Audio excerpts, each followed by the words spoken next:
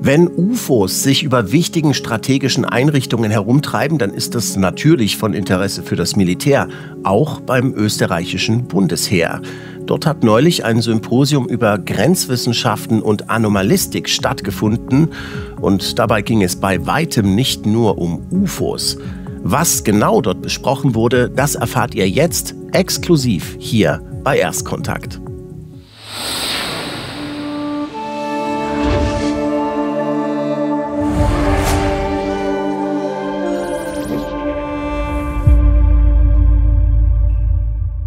Willkommen zurück bei Erstkontakt, der Sendung über das wichtigste Thema, das auf die Menschheit zurollt.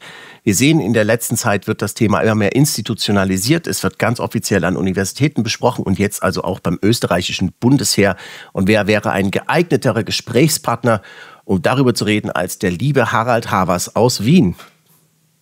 Hallo, danke wieder für die Einladung, bin gerne dabei und ich hoffe, ich kann den einen oder anderen lokalen Einblick in die ganze Materie liefern. Also zumindest bin ich ja geografisch nahe dran.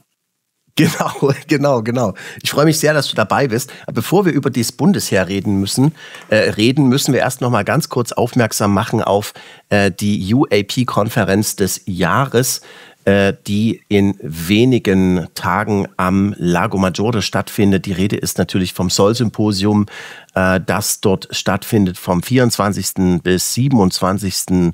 Oktober hier in dem Ort Baveno. Da kommt das Who is Who der weltweiten Forscherelite und auch viele europäische Forscher sind dabei. Auch Deutschland ist diesmal stark vertreten und Österreich auch. Unser lieber Freund Karl Swozil ist ja einer der Redner. Und jetzt gibt es das auch als Livestream. Das finde ich wirklich super, weil es offenbar so ist, also für viele Amerikaner, es ist gar nicht so billig, nach Europa zu fliegen, dann dorthin zu kommen. Und jetzt haben sie hier einen Livestream eingerichtet, wo man wirklich das gesamte Ding angucken kann. Das finde ich super. Kostet $149, also ein Bruchteil des eigentlichen Eintrittsgeldes. Und man kann sich hier auf der Webseite thesoulfoundation.org dafür registrieren oder auch gleich ein Mitglied von der Soul Foundation werden. Das kostet nämlich genauso viel. Und dann hat man zusätzlich noch regelmäßige Zoom-Treffen und so weiter und so fort. Also keine schlechte Idee. Finde ich so. Aber jetzt reden wir über dieses grenzwissenschaftliche Symposium, das dort stattgefunden hat.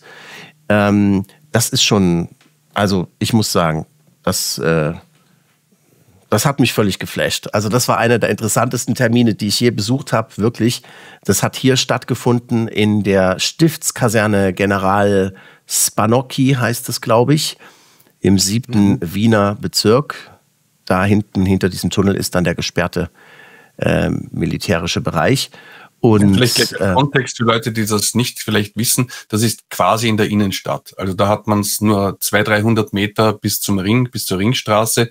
Das ist direkt neben der Einkaufsstraße, Maria-Hilfer-Straße, die sehr bekannt ist, umgeben von U-Bahn-Stationen, von Amüsiervierteln. Das ist also wirklich mitten in der Stadt. Das ist eine Stadtkaserne, nicht irgendwo draußen am Land, sondern ganz zentral gelegen. Ja, ich glaube auch nicht, dass dort ich weiß nicht, was da stationiert ist. Also jedenfalls ist es der Sitz der Landesverteidigungsakademie von Österreich. Das ist eine von 3 Militärakademien. Und dort hat also hier dieses Symposium stattgefunden im Kinosaal. Wie wir sehen, vor sehr handverlesenem kleinen Publikum. Es gab wohl einen internen Verteiler, wo man bestimmte Leute eingeladen hat. Und es sind relativ wenige der Einladungen gefolgt. Ich weiß aber nicht, wie viele eingeladen worden sind. Ich meine, es hätten natürlich viel mehr in diesen Raum reingepasst. Aber es waren also viele, ich habe auf den Namensschildern viele Doktortitel gesehen und viele Master of Science und Bachelor und so weiter und so fort. Und wie hat es dich hinverschlagen? Genau, das ist natürlich eine ganz wichtige... Das ist ja sehr spannend, weil das ist auch nicht so. Du warst zwar zum gleichen Zeitpunkt auf einer Lesereise, auf einer Tournee in Österreich, das war eher zufällig, ne? Das war absolut zufällig. Also, ich bin nicht eingeladen worden vom österreichischen Bundesheer, sondern ich verdanke meinen Zutritt in diese exklusive Runde meinem lieben Freund Mario Rank, der lange Jahre in Österreich so der Mr. UFO Österreich war. Der hat auch ein Buch geschrieben, UFOs über Österreich. Und das hat wohl das Interesse des Bundesheeres erweckt. Und sie haben ihn eingeladen, einen Vortrag zu halten über Streitkräfte und das UFO-Phänomen. Und den Vortrag haben wir auch in voller Länge, genau wie meinen, mitgezeichnet. Und den gibt's inzwischen auf YouTube. Da kommen wir später nochmal dazu. Und es war eigentlich so gedacht, dass also er hat mich angerufen schon im Mai, sollte das eigentlich stattfinden, hat gesagt, da bin ich eingeladen und ich habe gesagt, hey, da würde ich total gern Mäuschen spielen, kannst du mal fragen, ob ich auch kommen kann. Dann wurde das kurzfristig verschoben auf Oktober und als mich dann Mario wieder angerufen hat, fiel das genau in diese 3 Tage, die ich hatte, bevor meine eigene Vortragstour durch Österreich anfing. Und dann habe ich gesagt, bitte, bitte, Mario, kannst du mich da mit reinbringen? Und er hat gesagt, er sieht mal, was er da tun kann. Und tatsächlich hat er mir dann einen Einladungslink geschickt. Und ich habe mich akkreditiert, ganz offiziell als Presse. Und bin dann dahin. Und war verblüfft, dass dort keine anderen Journalisten waren. Und ich war auch verblüfft, weil ich bin reingekommen und dann hat mir der Leiter, einer der beiden, hier sehen wir nochmal die beiden Experten für Grenzwissenschaft und Anomalistik beim österreichischen Bundesheer, zu denen komme ich gleich nochmal genauer, hat mir einer von denen gesagt, also wenn Sie schon mal hier sind, können Sie ja auch einen Vortrag, können Sie auch haben Sie da Lust, auch was dazu zu sagen, wenn Sie schon mal hier sind? Und dann habe ich gesagt, ja, also ich habe ja hier zufällig gerade so einen Vortrag vorbereitet.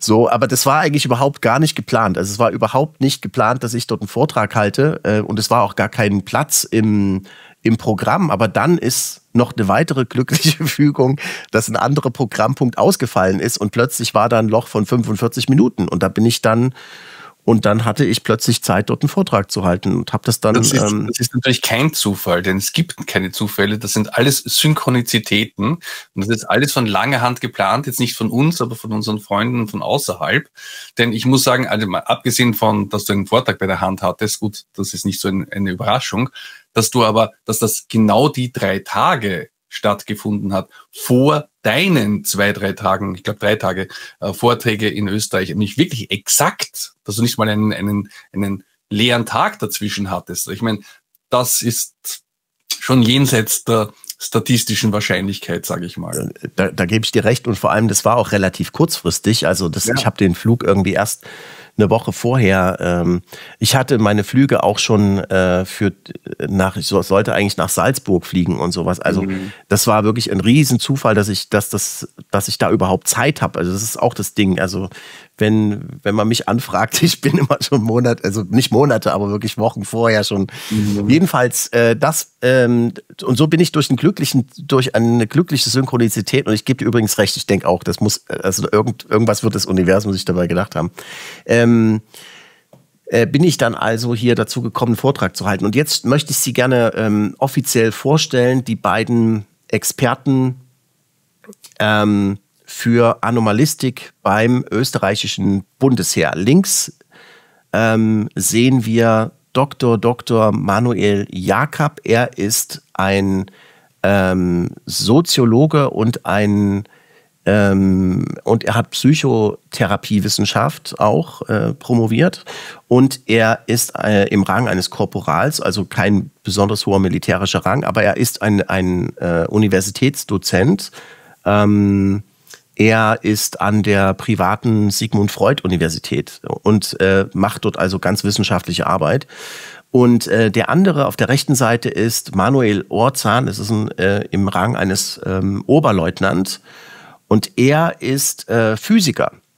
Und die beiden sind die, wie sagt man das, die dafür bestimmten Experten für Grenzwissenschaft und anomalistische Phänomene oder eben kurz Anomalistik beim österreichischen Bundesheer. Und Ich habe eigentlich, als mir Mario davon erzählt hat, da gibt's Experten für Anomalistik beim Bundesheer, dann habe ich mich erstmal gefragt, wie kann das sein? Was ist da los? Und es ist also so, dass es gibt an der Landesverteidigungsakademie gibt es ein Zentrum für menschenorientierte Führung und Wehrpolitik. Das sehen wir hier. Kannst du mir was erzählen? Was macht dieses Zentrum? Ja, also das ist halt, es gibt das Bundesheer, auch wenn Österreich und auch das österreichische Bundesheer jetzt nicht so groß ist, gibt es natürlich jede Menge Abteilungen. Es gibt eine riesige Sportabteilung beispielsweise bei uns, weil die meisten unserer Sportler, unserer olympischen Sportler, nominell beim Heer angestellt sind, wenn man so will. Also es gibt eine ganze Menge von Sachen, die da gemacht werden. Und es gibt eben auch ein Zentrum für menschenorientierte Führung und Wehrpolitik. Und da geht es um Führungsverhalten. Also es soll also auch den Offizieren Dinge vermittelt werden, nicht? Also Kulturgüterschutz ist dabei, also ganz normale Dinge, auch Pädagogik, Führung, Psychologie, Soziologie, wie man auch eben Leute führt, Ethik, also lauter Dinge, die man im Rahmen seiner Tätigkeit als Soldat beziehungsweise eben auch als Offizier braucht. Und im Rahmen dessen gibt es auch einen Bereich der Anomalistik, die ist absolut dabei und wird neben den anderen schon genannten Bereichen zwischen Kultur, Ethik und Pädagogik ebenfalls mit betreut. Und ich glaube, das wurde ja auch in einem Vortrag oder zumindest in der Einführung auch von jemandem erklärt, warum sie das gemacht haben. Ne? Ja, genau. Das Interessante ist, das steht also auch ganz offen auf der Website, dass Sie dort zuständig sind eben für Anomalistik und grenzwissenschaftliche Phänomene. Und das ohne, dass das irgendwelchen Protest oder irgendwelche Sachen verursacht. Weil in Österreich kann man sowas. Österreich ist ja nicht Mitglied der NATO. Österreich ist ein neutrales Land, ganz offiziell zumindest, und macht deswegen viele Sachen eben selber, die man sich in NATO-Ländern untereinander aufteilt. Und diese Anomalistik, die gibt es schon seit geraumer Zeit. Und das fand ich auch total spannend zu hören. Das ist also. Und ich muss sagen, ich wusste das nicht. Also erst als du mir das gesagt hast, habe ich dann nachgeforscht und bin dann draufgekommen. Es überrascht mich jetzt nicht so sehr, denn es gibt da einige Geschichten noch aus der K&K-Zeit, wo Anomalistik ein Teil von unserer Wehrmacht, also Wehrmacht kann man nicht sagen. Wie ist das damals? Egal, damals hieß es noch nicht Bundesheer. Jedenfalls vom Heer war. Und es überrascht mich jetzt per se nicht, aber ich wusste auch nicht, dass das existiert. Also, dass es ein Interesse an UFOs, das ist ein Teilbereich natürlich, gibt beim Heer, das wusste ich. Da habe ich auch meine Kontakte schon gehabt. Aber dass es so ein Zentrum gibt mit offiziellen Namen und offiziell auf der Website, das war mir auch neu, ja. Also es ist sicherlich neu, dass Sie damit so verstärkt jetzt an die Öffentlichkeit gehen. Ich weiß auch nicht, wie sehr das geplant war, dass das überhaupt so öffentlich wird, denn es war ja, wie gesagt, es war weder auf der Webseite angekündigt, noch war es noch gab es eine Pressemitteilung oder sowas. Ich bin da einfach nur rein zufällig reingeraten, aber es war eben kein geheimes Verschwörertreffen oder irgendwie so, sondern es war eben einfach nur eine interne Weiterbildungsveranstaltung, so müsste man es eigentlich bezeichnen, ja. Und als sich dann ein Journalist angekündigt hat, haben die sich gesagt, na gut, warum nicht, ja. Also das ist jetzt keine. Darum warst du wohl der Einzige, es gab keine offizielle Einladung, sonst hätte ich wahrscheinlich auch davon schon gehört. Vorher. Ja, das stimmt. Ich hatte auch wirklich gehofft, dass du mit dabei bist. Ja. Aber ich konnte dir im Vorfeld nichts sagen, weil wenn sowas ist, das sind solche Termine, da bin ich. Ja. Aber wir haben uns ja dann gleich danach getroffen und ein leckeres Wiener Schnitzel zusammen gegessen. Also jeder seins. Beziehungsweise, was hattest du? Ich weiß es gar nicht mehr. Ich weiß auch. So eine Suppe oder sowas, ne? Egal. Jedenfalls, gehen wir mal durch. Also das hier, der Mann, den wir hier sehen, das ist... ich hatte eine Wildsuppe. Eine Wildsuppe hatte ich. Eine Wildsuppe. So, und das hier ist Hofrat Magister Dr. Paul Ertl. Ich hoffe, ich kriege diese ganzen... in Österreich werden alle akademischen Titel noch so mit dazu genannt. Er ist der Leiter des Referats Innere Ordnung beim Zentrum für orientierte Führung und Wehrpolitik. Und er hat sozusagen diese Veranstaltung also unter seinem Referat organisiert zusammen mit Manuel Orzan und Manuel Jakab. Und er hat so einen kleinen so philosophische Grundlagen am Anfang eben präsentiert, um in die Veranstaltung einzuführen, hat gesagt, was ist Glaube, was ist Wissen, was ist Wahrheit, worin unterscheiden die sich, wie ist die Beziehung zur Meinung und so weiter. Und er hat eben gesagt, dass es auch ein philosophisches Problem darstellt, dieser Begriff Wahrheit, weil die Frage ist ja, passt Wahrheit in das System der übrigen Wahrheiten, wird die Wahrheit gesellschaftlich als wahr akzeptiert? Das sehen wir ja zum Beispiel an den UAP, dass es gibt Akten noch und nöcher, die Evidenz ist überwältigend, aber trotzdem glauben irgendwie 90% der Bevölkerung, dass das alles nur Spinnerei ist, weil sie halt vorher so konditioniert worden sind von den Massenmedien. Und er hat auch Tipps gegeben, wie man seinen eigenen Glauben überprüfen kann. Also habe ich Gründe dafür, kann ich es auch prüfen, ob es wahr ist? Ist die Rechtfertigung ausreichend? Und er sagt, letzten Endes sind also Glaube, Wissen und Wahrheit natürlich auch ineinander verwobene Begriffe. Und die genauen Beziehungen und wie die sich voneinander abgrenzen, muss immer wieder neu diskutiert und reflektiert werden. Und ich glaube auch, dass das gerade eben im Moment passiert, was die UAPs angeht. Oder wie siehst du das? Ich meine, wir reden hier wirklich allein die Tatsache, dass das Bundesheer jetzt also diese Veranstaltung durchgeführt hat, zeigt ja, dass das Thema jetzt inzwischen langsam in den Bereich der diskutierbaren Themen geraten ist. Ja, ich meine, beide Aspekte sind interessant. Erstens mal, dass man darüber reden kann, dass das berühmte Overton-Window, die Dinge, die man besprechen kann und darf in der Gesellschaft, dass sich das verschiebt. Aber gleichzeitig, das, was er angesprochen hat mit der Wahrheit, das ist natürlich auch etwas, was uns momentan Probleme bereitet, seitdem wir draufgekommen sind, nämlich nicht du und ich, sondern alle, die sich mit dem Thema beschäftigen, dass es ja nicht nur an der Idee kratzt, dass irgendwelche Außerirdischen mit ihren UFOs herkommen, sondern dass es an dem Wissen über die Realität kratzt. Ne? Das ist ja auch, was ist Wahrheit? Ist das jetzt, was wir sehen, wahr? Oder ist das nicht ein Teil einer anderen Realität, die nur in unserem Geist, wir müssen das jetzt nicht diskutieren, aber ich meine, gerade diese Fragestellung ist ja auch etwas, die sich gerade im Bereich der UAP-Forschung auch verstärkt. Ja. Der nächste Vortrag war dann von Dr. Manuel Jakab. Er ist, wie gesagt, promoviert in Soziologie und Psychotherapiewissenschaft. Ist auch ziemlicher Spezialist auf dem Gebiet der Verschwörungstheorien. Das sehen wir übrigens auch. Also das ist jetzt nicht so, wie man vielleicht glauben möge, dass die jetzt dort irgendwie Ghostbusters beim Bundesheer, die jagen irgendwie Verrückten, die sind total überzeugt von irgendwelchen Aliens oder so, sondern es ist ganz im Gegenteil so. Die gehen da beide sehr agnostisch ran, sehr rational, sehr neutral und haben bei dem Symposium also sowohl die absoluten Pro-Positionen als auch die absoluten Kontrapositionen zu Wort kommen lassen. Ich war wahrscheinlich eher so die absolute Pro-Position. Es gab auch die absolute Kontraposition, da kommen wir auch gleich noch dazu. Und er hat eben einfach auch nochmal diese zentralen Konzepte definiert, was Grenzphänomene überhaupt sind, was Anomalistik ist. Er sagt, es gibt also einen Unterschied zwischen Anomalistik und paranormalen Sachen.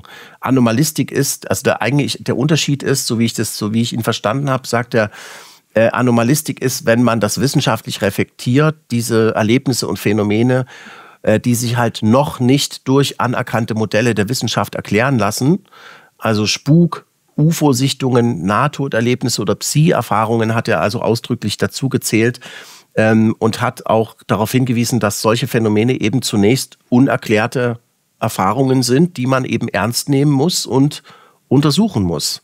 Und hat dabei auch gesagt, also wenn man das natürlich von vornherein ablehnt, weil es im Moment noch keine Modelle gibt, dann ist das keine Skepsis, sondern dann ist das Pseudoskepsis. Als paranormal bezeichnet er hingegen Phänomene, die scheinbar außerhalb bekannter Naturgesetze liegen.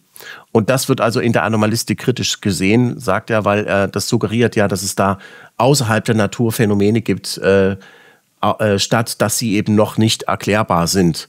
Und sagt, paranormale Erklärungen wird mit Verschwörungsdenken und Problemvermeidung und Sinnsuche korrelieren. Also ich meine, ehrlich gesagt, was mich betrifft, ich weiß nicht so genau, ob uns diese Unterscheidung in diese zwei Konzepte so viel weiterbringt, weil es ist, wenn man sich die Flugeigenschaften von diesen UAP anguckt, meiner Meinung nach völlig klar, dass wir da noch was nicht verstanden haben.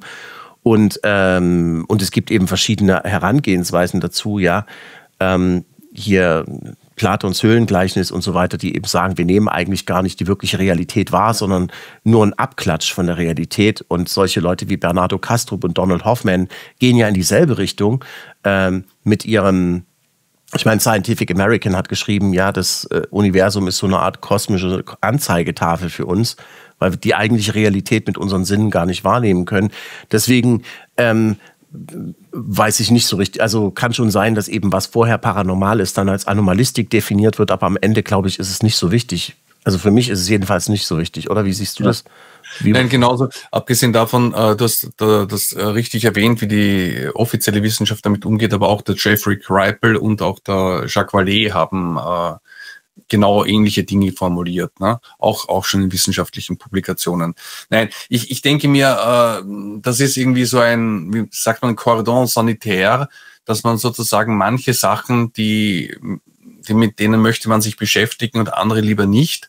Und manche werden sozusagen aus der Schmuddelkiste herausgenommen und auf den Labortisch gelegt und andere Dinge, die haben noch mehr Stigma. Aber ich kann mir durchaus vorstellen, dass das eben mit der Zeit sich verändert und dann halt auch noch Sachen reingenommen werden in die Untersuchung, die vorher verboten waren. Ich wollte noch was sagen. Du hast mich nämlich gebeten, dass ich dir ein bisschen was erkläre oder dass ich was kurz sage zum Thema Miliz. Diese Leute, genau. Die wir hier sind, die Leute, die wir hier sehen, sind zwar schon für das Heer tätig, aber sie sind nicht 9-to-5 Angestellte beim Bundesheer. Es ist bei uns so, sie sind keine Reservisten im Sinne von, dass sie im Notfall eingezogen werden, sondern es ist die Miliz. Das sind Leute, die nach ihrem Grundwehrdienst noch Teilzeit für das Heer tätig sind. So ein bisschen wie Freiwillige Feuerwehr, aber ich glaube, sie kriegen schon Geld dafür. Also die gehen in erster Linie ihrem privaten Beruf und Alltag nach, aber sie haben Teile von der Kleidung und von der Ausrüstung auch zu Hause und können sie auch gelegentlich tragen. Und sie sind nicht nur einfache Soldaten, sondern sie sind auch Offiziere, Unteroffiziere und können dann für bestimmte Tätigkeiten herangezogen werden, manchmal auch sowas wie Grenzschutz oder andere Dinge. Oder sie sind eben in manchen Abteilungen Teilzeit beruflich tätig. Also sie sind sowohl beim Militär als auch nicht. Sowohl als auch ist eine sehr typisch österreichische Einstellung. Sowohl als auch. Ja, ich meine, genau, darin unterscheidet sich das österreichische Bundesheer ja fundamental von der Bundeswehr, wo es nur Berufssoldaten gibt im Moment noch. Jetzt demnächst wollen sie auf Teufel komm raus die Wehrpflicht wieder einführen. Und in Österreich gibt es sowieso die ganze Zeit die Wehrpflicht und es ist sozusagen eine Volksarmee, muss man eigentlich sagen. Ja, jeder war da.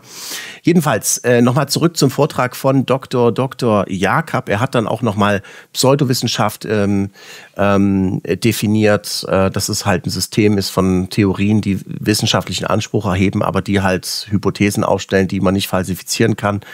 Und so weiter, und hat auch magisches Denken. Das sind eben alles so die Bereiche, mit denen man sich in der Anomalistik in diesem Fachbereich dort beschäftigt. Und er sagt auch, kognitive Verzerrungen spielen eine Rolle. Das sind systematische, funktionsbedingte Denk- und Wahrnehmungsfehler, die das Handeln unterbewusst beeinflussen. Ich glaube, wenn ich mich richtig erinnere, hat er das Beispiel gebracht von den Ärzten, die irgendwie früher, was weiß ich, Leichen seziert haben und danach sind sie zur Geburt von Frauen gegangen, ohne sich die Hände zu waschen und wurden darauf aber aufmerksam gemacht von Hebammen und sowas, wenn ihr das macht, dann sterben die. Und dann haben die Ärzte das immer abgewunken und gesagt, das spielt gar keine Rolle, bis es dann eben doch irgendwann rausgekommen ist, dass es halt eben gar keine so gute Idee ist, sich nicht die Hände zu waschen, nachdem man in der Leiche rumgewühlt hat. Ganz kurz, das war der Dr. Semmelweis, der war in Wien tätig und hat das den Ärzten gesagt, die haben ihn aber verlacht und quasi vertrieben. Der ist dann nach Budapest gegangen und hat das dann in Ungarn durchgesetzt. Und das ist, der hat so einen quasi heiligen Status unter den Hebammen, weil er irgendwie, nachdem das bekannt wurde, ist die Kindersterblichkeit drastisch gesunken, also nach der Geburt. Ja. Und da sieht man eben, dass diese kognitiven Verzerrungen bei den Ärzten, die waren eben der Meinung, sie sind im Besitz der allgemeingültigen medizinischen Wahrheit und haben deswegen, ohne es zu wissen, Leute umgebracht. Ja? Und von kognitiver Verzerrung könnte man jetzt eigentlich auch bei Leuten reden, die das UAP-Phänomen nicht ernst nehmen und einfach das alles als Spinnerei abtun, ohne irgendetwas darüber zu wissen. Deswegen sage ich immer, in Deutschland haben die Leute überhaupt gar keine Ahnung über UFOs, aber davon eine ganze Menge. Ja? Gut, wie auch immer. Dann wurde es wirklich interessant. Dann hat, oh Gott, wo ist er denn? Ich habe ihn hoffentlich hier noch im Bild.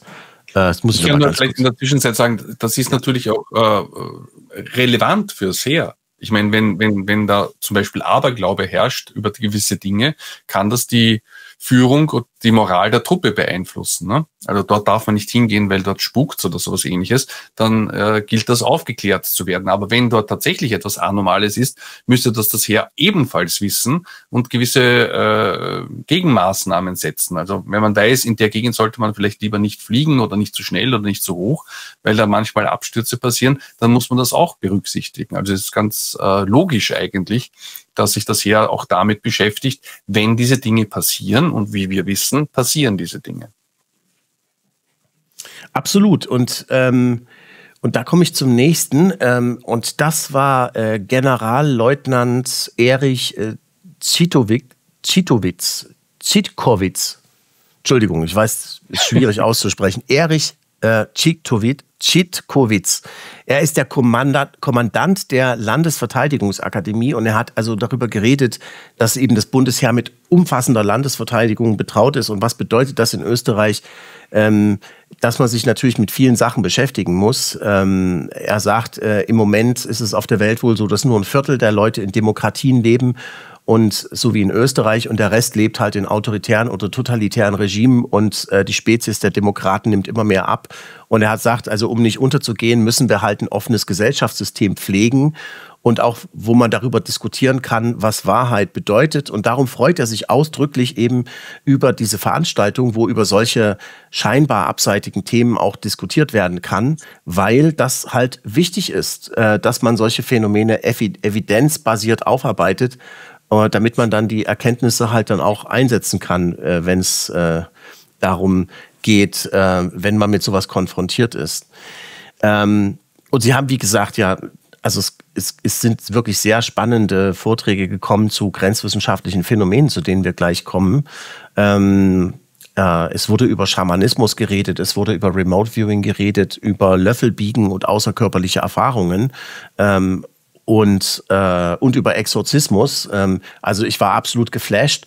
Aber bevor man diese Leute ans Mikrofon gelassen hat, ist erstmal die Beauftragte für Sektenfragen ans Mikrofon getreten. Ulrike Schießer ist die Leiterin der Bundesstelle für Sektenfragen. Das ist in Österreich eine Anstalt des öffentlichen Rechts mit 7 Mitarbeitern. Sie hat gesagt, ihr Arbeitsgebiet ist im Grunde die Kloake der Spiritualität, also alles, wo was schief geht, wenn aus Träumen und Wünschen der Menschen Profit geschlagen wird. Und dann berät sie eben die Betroffenen. Sie hat mehrere Beispiele gebracht in ihrem Vortrag, wo Sektenanhänger zu Tode gekommen sind, weil sie irgendwie in den Selbstmord getrieben wurden. Es gibt immer wieder Beispiele von windigen Geschäftemachern, die aus dem Glauben der Leute noch Gewinn machen. Zum Beispiel gibt es da so eine Versicherung, das fand ich total lustig. Es gibt eine Versicherung also es gibt ja die Entrückung im katholischen Glauben, ja, dass du sozusagen leibhaftig in das Himmelreich aufsteigst, abgeholt wirst sozusagen von Gott. Und wer kümmert sich dann um deine Haustiere? So. War vor kurzem wieder angekündigt, vor einem Monat oder so. In Südafrika und in den USA haben wiederum Dutzende Leute oder Hunderte, keine Ahnung, ihre Sachen verkauft und haben sich in Wäldern versammelt, um the Rapture, wie es auf Englisch heißt, zu erleben. Gibt es auch TikToks drüber von Leuten, die sich verabschieden und sagen, ja, wenn ihr nicht abgeholt werdet, dann, ja, es tut mir leid um eure Seele, aber schönes Leben noch, ich bin dann mal weg, ja.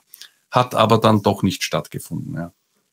Ja, und sie hatte halt auch hingewiesen auf eine Versicherung für den Fall, dass man eben jetzt wirklich abgeholt wird von Gott und wer kümmert sich dann um deine Haustiere. Und da gibt's dann eine Versicherung, die du abschließen kannst damit Leute sich für die hinterbliebenen Haustiere auch nach einer Entrückung in Gottes Reich kümmern.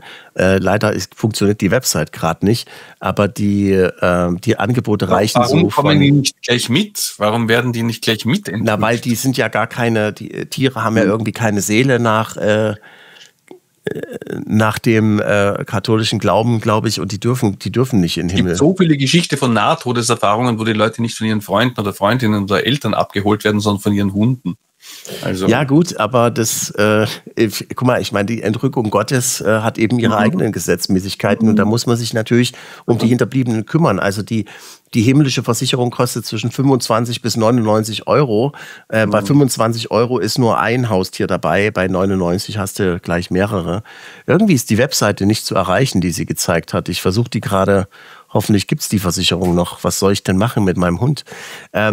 Gut, aber sie hat letzten Endes gesagt, also sie kriegen halt viel Zulauf von Leuten, die übers Ohr gehauen worden sind auch.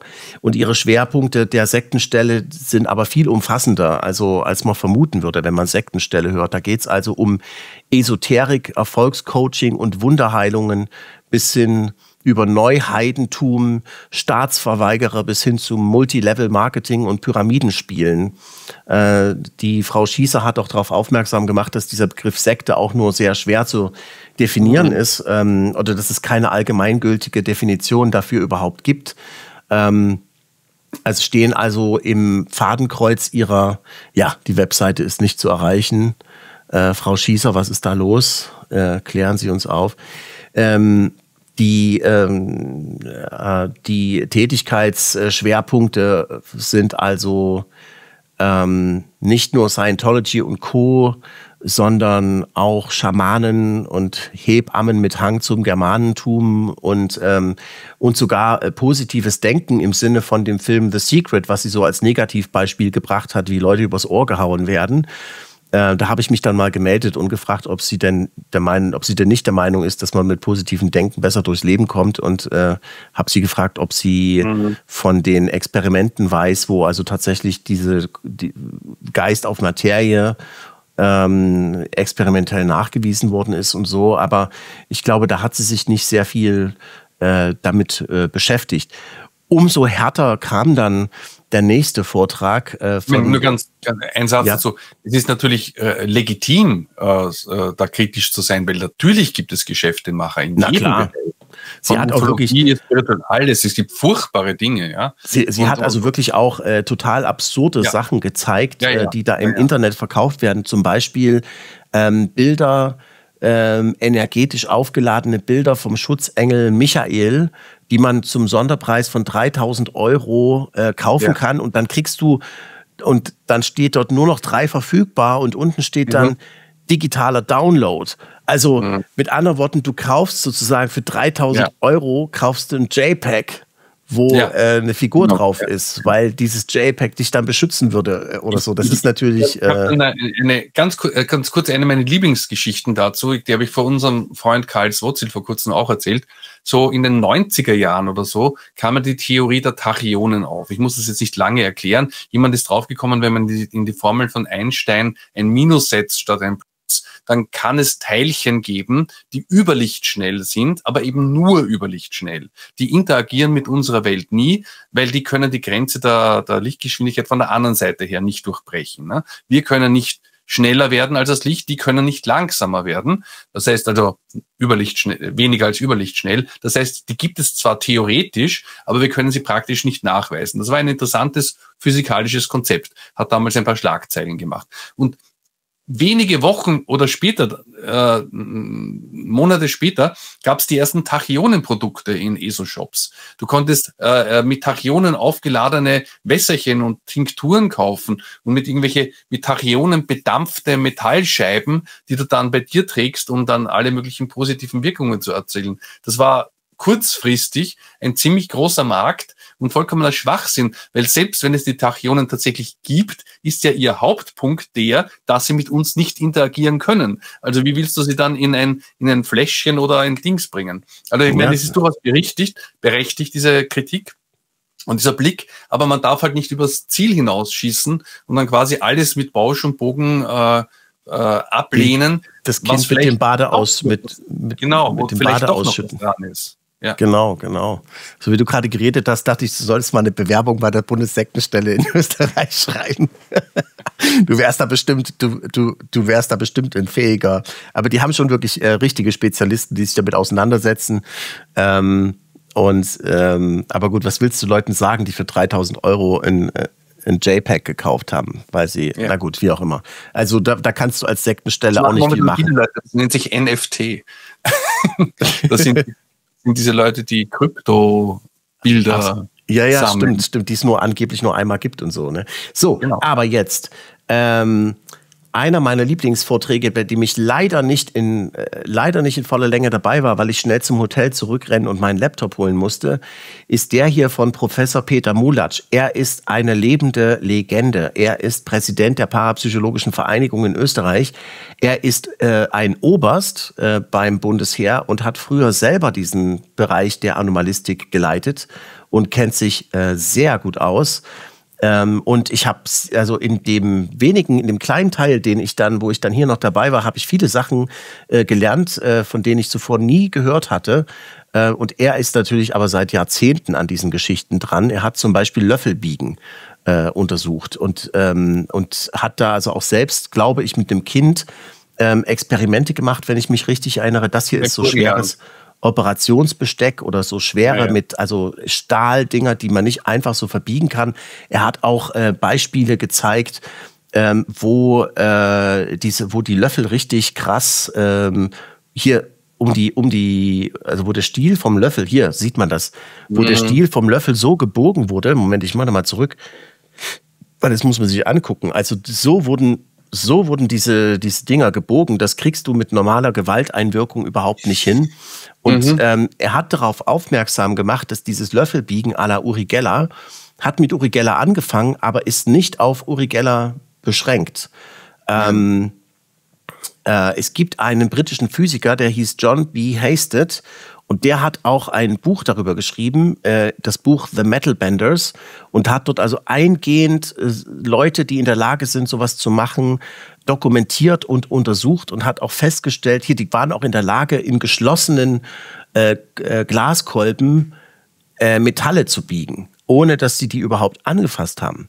Und solche Strukturen hier zu bilden aus Metall, alles das unter wissenschaftlicher Beobachtung. Und das ist also ein echtes Phänomen, worauf er hier hingewiesen hat. Und er hat hier auch eine eigene Löffelsammlung. Und du hättest wahrscheinlich auch einiges zu diesem Thema beizusteuern. Ja, nein, also der Professor Mulatsch ist wirklich faszinierend. Der macht das seit den 50er, wenn nicht sogar seit den 40er Jahren. Der hat unmittelbar nach dem Krieg quasi ist er eingestiegen und hat dann später die Führung von dieser parapsychologischen Gesellschaft übernommen. Und ich hatte ihn auch schon zu Gast bei mir am Kanal als Interviewpartner, und da hat er eben auch einige von diesen Dingen erzählt, wie dieses Mädchen im Burgenland, das alles biegen konnte quasi, was man ihr vorgelegt hat. Und einmal wollte sie nicht, das ist mir in Erinnerung geblieben, einmal wollte sie nicht, wollte spiegeln gehen, dann haben sie gesagt, ja, aber jetzt bieg noch diese Stange, was auch immer, ja. Und sie, na gut, und hat das dann innerhalb von Sekunden gemacht, wo sie sich vorher normalerweise auch minutenlang konzentrieren musste. Und offenbar hat dieser Wille, damit fertig zu sein, noch mehr aktiviert von dieser inneren Kraft, was immer das auch ist. Und sie konnte das dann quasi in Sekunden machen. Und es gibt auch, das habe ich auch vor 2-3 Jahren zum ersten Mal mitgekriegt, in den USA, aber ich glaube sogar weltweit, sogenannte Löffelbiegepartys, wo die Leute unter der Führung von jemandem ein bisschen Party feiern. Offenbar hilft es, wenn man sich selbst ein bisschen nicht mehr ernst nimmt, wenn man lacht und so weiter, sagt, haha, ich mache jetzt mal dieses und jenes. Und bis zu 50% der Leute, die dort anwesend sind, sollen das dann auch schaffen. Lässt sich auch googeln, gibt es einige Videos dazu im Internet. Und ich halte das für möglich. Aber das Phänomen selbst ist natürlich interessant. Es wurde, glaube ich, auch schon mal untersucht, die Struktur der Löffel nach dem Biegen. Und die Struktur war offenbar auch anders. Genau, das hat nämlich der Physiker Hasted untersucht und hat dann auch bei der Materialanalyse festgestellt, dass diese Löffel ungewöhnlich verändert waren, was auf eine nicht physische Veränderung hindeutet. Und was ich sehr schön fand, war auch, dass er in seinem Vortrag hier auch am Ende so ein Video gezeigt hat, mit dem er also demonstriert hat, hier eine Frau geht also durch eine geschlossene Tür, wo früher eine Glasscheibe drin war, und ruft den Hund, aber der Hund geht nicht durch. Weil der Hund hat ja gelernt, dass dort eine Glasscheibe ist und dass man da nicht durch kann. Also der Hund geht da nicht durch. Er ist der Meinung, also für ihn ist das eine Beschränkung. Ja? Und erst, wo die Frau die Tür aufmacht, traut sich der Hund durch.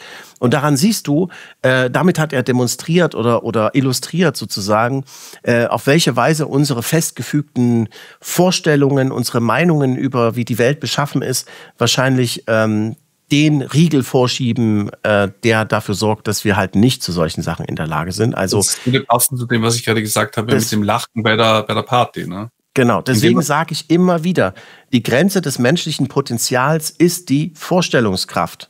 Das ist die Vorstellung. Wenn du dir es vorstellen kannst, dass es geht, dann wirst du es vielleicht auch schaffen. Wenn du dir es nicht vorstellen kannst, dann wirst du es definitiv nicht schaffen. Ja, wenn du es nicht mal probierst. Also das war wirklich ein sehr, sehr inspirierender Vortrag von Professor Mulatsch und freue mich auch sehr, dass ich ihn jetzt mal persönlich kennengelernt habe und demnächst hoffentlich mehr hier auf diesem Kanal Exo Magazin TV. So, dann hat auch der Leiter vom Zentrum für menschenorientierte Führung und Wehrpolitik einen Vortrag gehalten.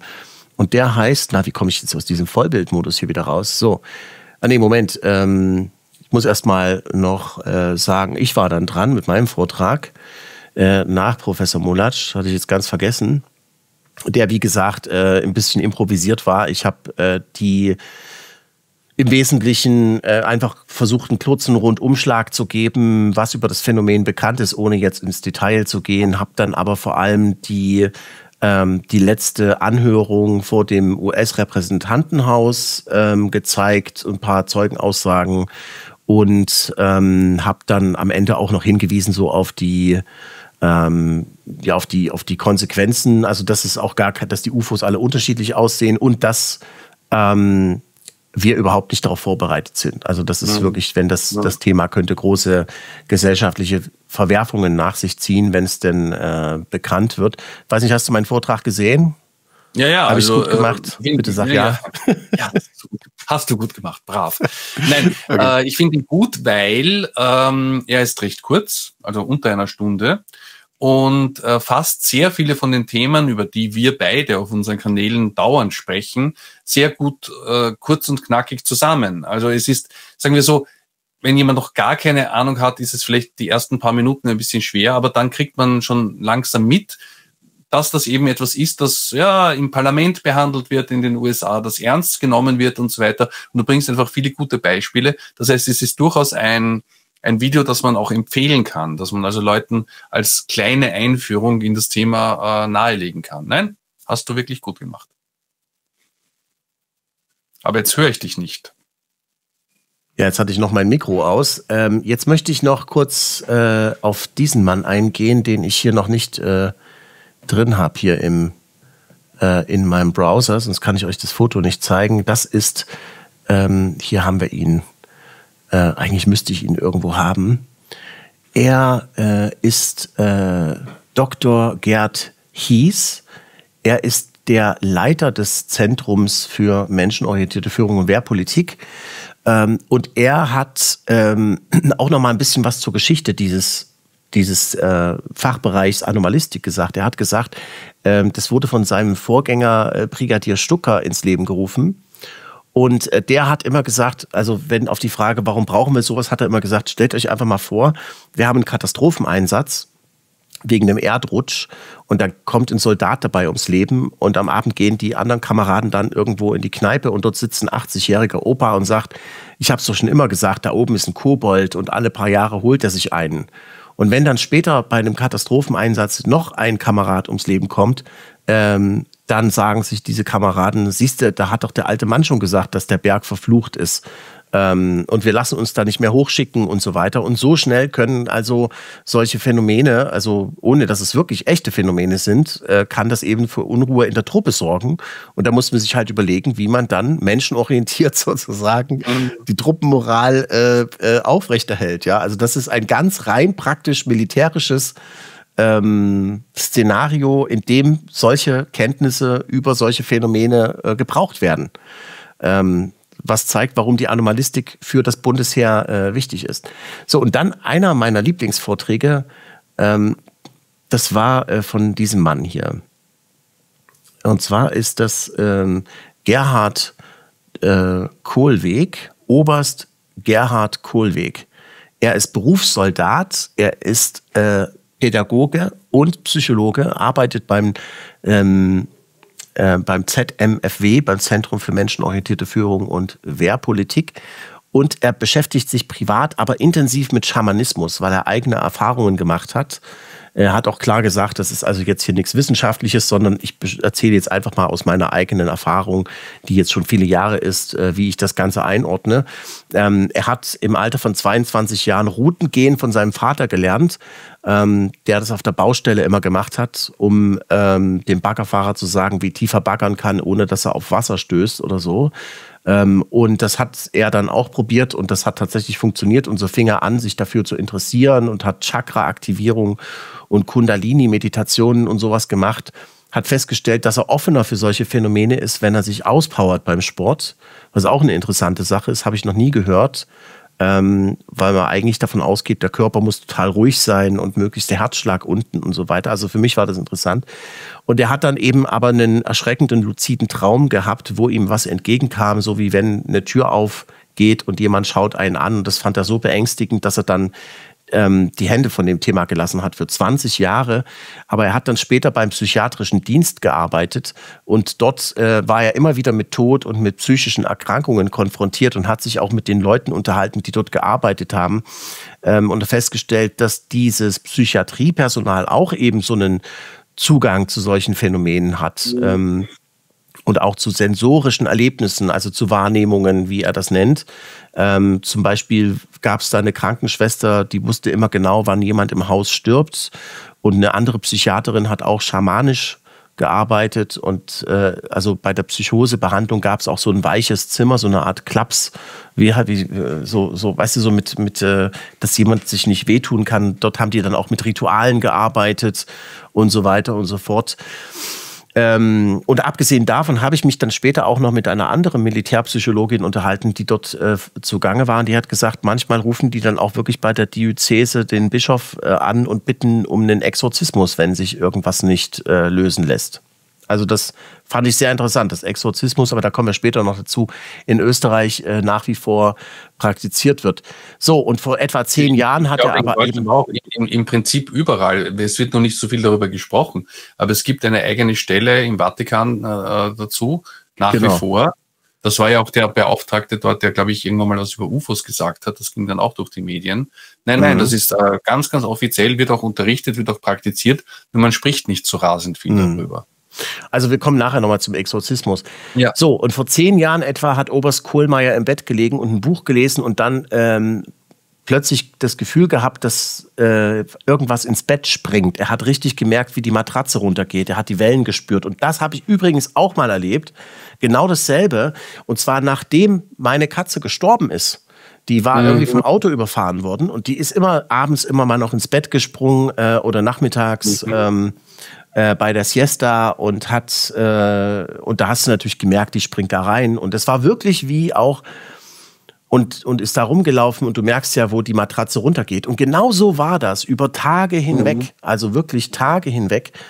Und ich habe am Anfang echt erst gedacht, das ist die Katze da und wollte sie streicheln, so im Halbschlaf, bis mir eingefallen ist, Moment mal, die ist doch gestorben. Und mich umgedreht und da war gar keine Katze. Und das ist aber trotzdem immer wieder passiert.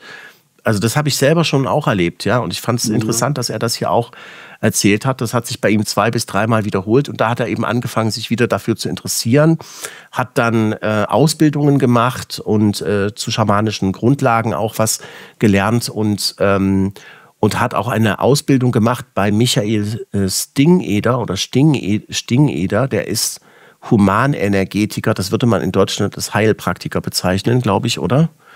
Wahrscheinlich, ja.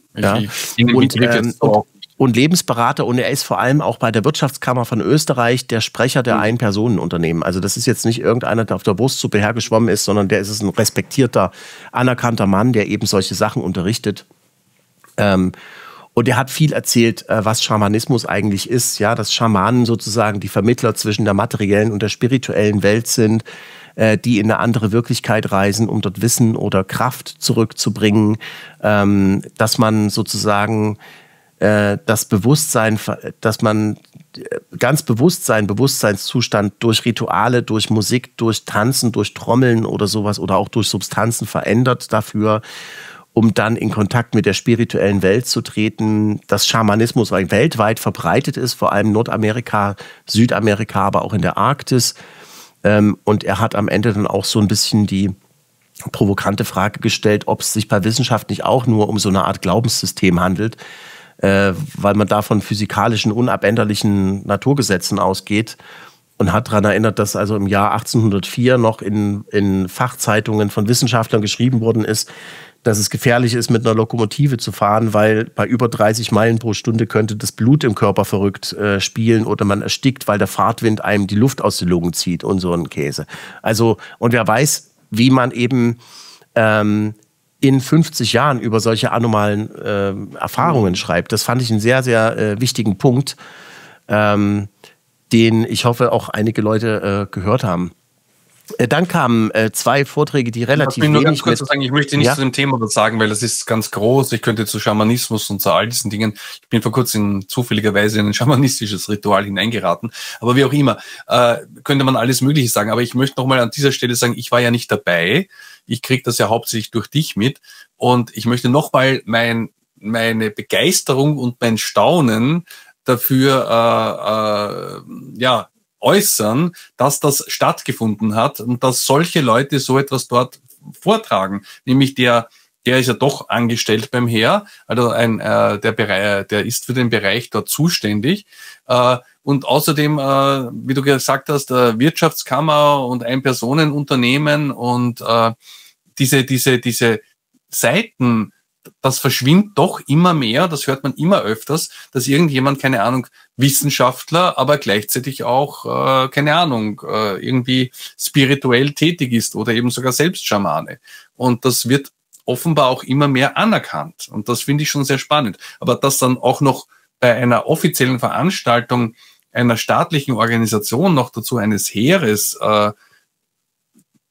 zu sehen, ist extrem erstaunlich, aber auch, finde ich, sehr, sehr positiv. Genau, also der Anblick eines Oberst in Uniform, der auf der Bühne steht und hinter ihm die Folie "Mein Weg zum Schamanismus", sorgt wahrscheinlich in deutschen Kasernen schon für kognitive Dissonanz und mentalen Zusammenbruch. Ja. Und in Österreich ist es aber eben möglich. Und das finde ich super an den Österreichern, dass die eben offen sind für solche Themen. Ja, also das finde ich einfach super. Gut, möchte kurz hier durchrocken. Wir hatten dann Vorträge, die weniger mit anormalen Phänomenen zu tun hatten, sondern es ging um politisch-militärische Fehlentscheidungen hier von Hofrat Magister Thomas Schiffel. Der hat eben sich mit diabolischen Gedanken auseinandergesetzt. Krieg ist der Vater aller Dinge, der Zerstörer alles Guten, der Teil von jener Kraft, die stets das Böse will und stets das Gute schafft. Und er hat sich gefragt, ob also Diabolus im Sinne von etwas auseinanderbringen und verwirren, ob das nicht irgendwie zu dieser Welt gehört. Hat Beispiele gebracht, zum Beispiel nur 3 Tage nach der Unterzeichnung der UN-Charta, wo ja die Völker sich verpflichtet haben, Frieden zu machen und zusammenzuarbeiten und so weiter, hat dann der erste Atomtest in Amerika stattgefunden. Ja, also er hat so ein bisschen gefragt, könnte es sein, dass es so eine Art ewigen Kreislauf gibt zwischen Schöpfung, Erhaltung und Zerstörung, weil sich das irgendwie immer wieder abzuwechseln scheint. Und hat auch auf die Rolle der Massenmedien hingewiesen, die Angst schüren durch ihre Berichterstattung. Wenn man sich das Fernsehen anguckt, könnte man ja den Eindruck haben, dass es der Welt so schlecht geht wie noch nie. Und das führt aber eben dazu, dass Menschen, deren Gehirn in so einem Angstzustand ist, ganz besonders anfällig sind für einfache Antworten. Die radikalisieren sich dann, die schotten sich in unsicheren Zeiten ab und bilden in ihrer eigenen Blase extreme Positionen heraus, die sie dann nach außen hin verteidigen. Und das ist etwas, was er kritisiert hat. Er hat also gesagt, solche Begriffe wie Lügenpresse, Gutmensch oder Klimaterrorist sind natürlich ein Anzeichen für extremistische oder extreme Haltungen innerhalb einer bestimmten Blase. Aber auf der anderen Seite gibt es eben auch im Establishment solche Kampfbegriffe wie Covidiot, Putin-Versteher und Verschwörungstheoretiker. Solche Kampfbegriffe, sagt er, führen überhaupt nicht weiter, sondern die führen nur zur weiteren Abschottung und zum Gegenangriff. Und deswegen muss das, sagt er, wenn man sich so abschottet und wenn man nicht bereit ist, mit Andersdenkenden zu diskutieren auf einer vernünftigen und also nicht freundschaftlichen, aber auf einer sachlichen Ebene, dann riskiert man eigentlich, dass man das Fundament der offenen Gesellschaftsordnung zerstört. Denn das ist ja Vielfalt und Meinungsfreiheit. Und genau das beginnt eben sich zu zersetzen, wenn man keinen Diskurs mehr mit Andersdenkenden zulässt.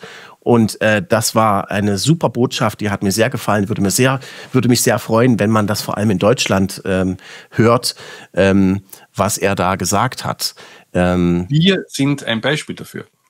Wir sind ja eigentlich total unterschiedlich. In vielen Punkten komplett anderer Ansicht. Das müssen wir nicht aufdröseln, was das alles ist. Aber wir treffen uns halt in anderen Themen und können dort vollkommen vernünftig und freundschaftlich darüber sprechen. Ja, das liegt aber daran, weil wir die Themen so lange ausklammern, bis jeder von uns beiden sich körperlich so fit gemacht hat und trainiert hat, bis wir die Final Battle wagen. Okay, und dann hat Professor Wolfgang Etschmann, er ist Historiker, darüber geredet, wie militärische Fehleinschätzungen zustande gekommen sind und hat auch über Vorahnungen, Hybris und Dämonen und so weiter geredet. Total interessant. Es gab im Frühjahr 1940 einen satirischen Roman, der in England erschienen ist, geschrieben von einem Peter Fleming. Und darin wird beschrieben, also rein satirisch, dass Adolf Hitler mit dem Fallschirm über Nordengland abspringt, um mit den Briten Friedensverhandlungen zu führen. Und das war 1940 und interessanterweise ist ein Jahr später Rudolf Hess, der Stellvertreter von Adolf Hitler, tatsächlich mit dem Flugzeug eigenmächtig nach Schottland geflogen, also Norden von England, und dort mit dem Fallschirm abgesprungen, mit dem Ziel, Frieden auszuhandeln mit Großbritannien. Also wie kann das sein? Wusste der das oder ist das ein Drehbuch gewesen oder was war da? Also das ist jedenfalls sehr seltsam. Es gibt auch 2 Bücher, die Trump vorher gesagt haben. Eines sogar mit Namen. Und da kam auch der Name Aaron vor, der Name von seinem Sohn ist.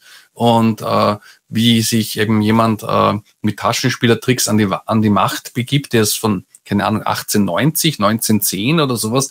Ein ganz ziemlich alter Roman, der mehr oder weniger das vorhergesagt hat, was momentan in den USA passiert. Sowas passiert immer wieder. Natürlich kann man mit dem Argument kommen, es gibt Zehntausende, Hunderttausende Romane und einer wird schon passen, aber manchmal sind welche dabei, die so genau passen, dass man es also wirklich kaum wegdiskutieren kann. Und das gilt auch für diese Geschichte mit dem Fallschirm. Ja. Ja, und was genau passiert ist, erfahren wir natürlich nicht bis zum Jahr 2041, denn die Akten dazu sind im britischen Nationalarchiv noch gesperrt. Und dann war es auch später so, dass der britische Marinegeheimdienst diesen Okkultismus der Nazis, diesen Glauben an okkulte Kräfte ausgenutzt hat und aktiv das Gerücht gestreut hat, dass sie in der Lage sind, die Position der U-Boote auszupendeln. Und die haben also tatsächlich Dutzende deutsche U-Boote, die ja ganz wichtig waren für den Kriegsverlauf für die Deutschen, eins nach dem anderen zur Explosion gebracht. Und schuld daran waren aber natürlich nicht die Pendelfähigkeiten der britischen Geheimdienste, sondern Enigma, die Dechiffriermaschine, die sie da gebaut hatten. Ja. Also die Fehlentscheidung der Deutschen war, die militärische Fehlentscheidung war, dass sie die Fähigkeit der Briten unterschätzt haben, dass sie wirklich ihre Codes knacken können. Und Fazit dieses Vortrags, dass eben Rationalität, Mythen und Dämonisierung auch heute noch oft präsent sind in der Kriegsführung. So, dann eine Überraschung, ein super interessanter Vortrag über Remote Viewing von diesem Mann hier, den ich fotografiert habe. Wir haben ein Selfie gemacht. Bin mir gar nicht sicher, ob wir dort im Offizierscasino ein Foto hätten machen dürfen, aber wir haben es einfach gemacht. Da ist also nichts zu sehen im Hintergrund. Raphael Gattringer ist auch ein treuer Zuschauer dieser Sendung und hat mich dort gleich auch begrüßt und wir haben uns super dufte verstanden und er hat einen sensationell guten Vortrag gehalten über Remote Viewing. Also das muss man wirklich sagen. Der Mann weiß genau, wovon er da redet. Er hat in diesem sehr fundierten Vortrag über die Entstehung von Stargate geredet. Also der Titel seines Vortrags lautete Militärpsychologische Aspekte am Beispiel von Project Stargate. Ja? Und er hat über diese spektakulären Ergebnisse von dem Remote Viewing Erfinder Ingo Swann berichtet, der also 7 Monate bevor die Ringe um den Jupiter entdeckt worden sind, schon die Ringe um den Jupiter aufgemalt hat und sowas. Hat auch erklärt, wie das Programm Stargate entstanden ist, welche Rolle Harold Puthoff gespielt hat, hat auch Quellen von Jana Rogge zu Rate gezogen und auch präsentiert, also zum Beispiel so eine Übersicht, wer wann dort gearbeitet hat. Er hat viele Statistiken auch gebracht, wie viele Remote-Viewing-Projekte dort wirklich im Laufe der Jahrzehnte durchgeführt worden sind. Hochinteressant, muss ich sagen. Hat auch darüber geredet, welche militärischen Anforderungen an Remote Viewer da gestellt werden und auch welche das Stanford Research Institute an Remote Viewer gestellt hat. Das ist sozusagen Psychspionage beim Geheimdienst. Da haben wir ja schon drüber geredet. Extra sensorische Wahrnehmung. Ich hatte erst neulich auf Exo Magazin TV Thomas McNear im Interview, den besten Remote Viewer, der jemals bei Stargate gearbeitet hat, findet man also auf Exo Magazin TV. Und Interview mit Jana Rogge, der größten deutschen Remote Viewing Expertin überhaupt, findet ihr auch auf Exo Magazin TV. Und er hat also auch erklärt, wie man das militärisch anwenden kann. Abwehr, Aufklärung, Suche von Zielobjekten und auch Kryptographie. Hat aber auch Kritik an Remote Viewing geäußert, hat gesagt, es ist natürlich, es handelt sich um öffentlich gemachte Informationen von Geheimdiensten, die man natürlich vorsichtig betrachten muss. Bei der Auswertung, ob man das fortführen muss oder nicht, sind nicht alle Ergebnisse eingeflossen. Und es gibt eben auch Remote-Viewing-Trainer, die kommerzielle Interessen haben. Und natürlich besteht auch die Gefahr für die Remote-Viewer selber, wenn sie mit einem negativen Target, also auszukundschaftendem Ziel konfrontiert sind, dass sie dann negative Erfahrungen machen, die einen belasten und dass einen das vielleicht überfordert. Ja. Das ist natürlich eine reale Gefahr. Also das wird immer wieder auch berichtet, dass sowas geht. So, und dann wieder, und das war eben das Schöne an dieser Veranstaltung, Pro, Contra, Pro, Contra, Pro, Contra, aus allen Perspektiven das Thema Anomalistik beleuchtet. Hier sehen wir Professor Erich Eder, er ist Assistenzprofessor an der Sigmund Freud Privatuniversität, Biologe, Mitbegründer der Österreichischen Gesellschaft für kritisches Denken, also ein Skeptiker durch und durch. Und er hat ein flammendes Plädoyer gehalten für die naturwissenschaftliche Betrachtungsweise der Welt, hat also ausführlich erklärt, wie wissenschaftliche Induktion, Deduktion, Hypothesenbildung funktioniert und dass man deswegen also nur Hypothesen zulassen darf, die wissenschaftlich sind, die nur dann wissenschaftlich sind, wenn man sie falsifizieren kann. Hat ein schönes Beispiel gegeben, und zwar zwei Hypothesen. Erste Hypothese, es gibt einen Osterhasen. Zweite Hypothese, es gibt keinen Osterhasen. Welche dieser beiden Hypothesen kann man falsifizieren? Und welche davon ist also jetzt wissenschaftlich? Was sagst du? Guck mal, es gibt Osterhasen, könnte man ja... You can't prove a negative, heißt es auf Englisch. Aber ich gehe davon aus, dass das erste falsifizierbar ist. Nee, eben nicht. Aha, weil okay. es gibt einen Osterhasen. Mhm. Erstens, also lässt sich nicht falsifizieren, weil selbst wenn du auf der ganzen Welt monatelang unterwegs bist und nach dem Osterhasen suchst und dann zurückkommst und keinen gefunden hast, schließt es ja nicht doch aus, dass es eben doch einen gibt, Ja. der sich eben irgendwo verkrochen hat. Du hast halt nicht richtig genau gesucht. Jetzt habe ich es verstehst verstanden. du? Ja. Und die Hypothese, es gibt keinen Osterhasen, ist die einzige, die falsifizierbar ist, denn wenn eben doch einer durch die Tür kommt, ist die Hypothese falsch.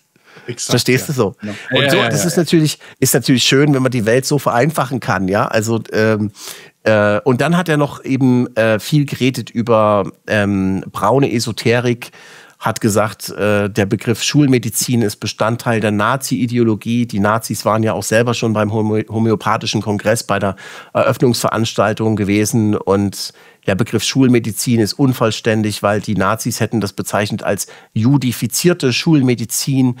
Und er hat also damit eigentlich insinuiert, er heutzutage den Begriff Schulmedizin verwendet, der könnte sich des Antisemitismus schuldig machen. Das sehe ich anders. Also ich habe das zum ersten Mal gehört mit der judifizierten Dingsbums. Für mich hat Schulmedizin überhaupt nichts zu tun mit Juden. Also da kommst du überhaupt nicht drauf, sondern für mich hat das zu tun mit Paul-Ehrlich-Institut, Robert-Koch-Institut, Pharmaindustrie und so weiter. Ja, aber gut. Okay, und er hat... Für mich hat es wieder andere Bedeutungen. Für mich hat es nur die Bedeutung von Leuten, die beharrlich sich weigern, Alternativmethoden anzuerkennen. Ne? Also ich würde die von dir genannten Institute jetzt nicht ablehnen persönlich. Pharmaindustrie, okay. Aber für mich würde ich auch nicht ablehnen. Ich meine nur, das ist eben einfach so die offizielle... offizielle Schulmedizin. Also was du halt kriegst, wenn du zum Arzt gehst. So, ja, da kriegst du kein Handauflegen oder so, sondern da kriegst du Aspirin oder was auch immer, Hustensaft.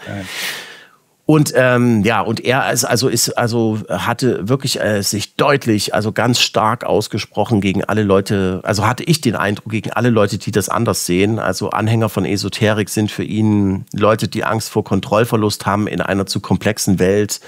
Dass es überhaupt Anhänger von Esoterik gibt, liegt daran wahrscheinlich an ihrer mangelnden naturwissenschaftlichen Bildung. So klang das für ihn. Also für ihn ist die Welt ganz klar. Es gibt keine Fragezeichen und wenn es welche gibt, dann hat die Naturwissenschaft das eben noch nicht erklärt, aber es wird sich auf jeden Fall alles naturwissenschaftlich klären lassen. Herzlichen Glückwunsch, Professor Eder. Ich habe das früher auch geglaubt. Vielleicht... Man kann das umdrehen. Man kann sagen, dass jemand Spiritualität nicht ernst nimmt, liegt daran, dass man sich nicht ausreichend mit der Materie beschäftigt hat. Könnte man genauso fahren. Ich meine, grundsätzlich ist einer wissenschaftlichen Methode nichts auszusetzen. Natürlich ist das wichtig. Und gerade wenn es sich um Phänomene handelt in unserem Spektrum, auch UFO, die man mit Hypothesen und mit Tests beweisen kann oder zumindest halt überprüfen kann, dann ist das ja gut. Ist ja gut, dass man dieses Rüstzeug hat. Schlecht ist es nur dann, wenn man das alles von vornherein ablehnt und nicht einmal beginnt, die Forschungsmethode zu versuchen. Ja, ich meine, es gibt zum Beispiel bis heute gar keine naturwissenschaftliche Erklärung für das Phänomen Bewusstsein.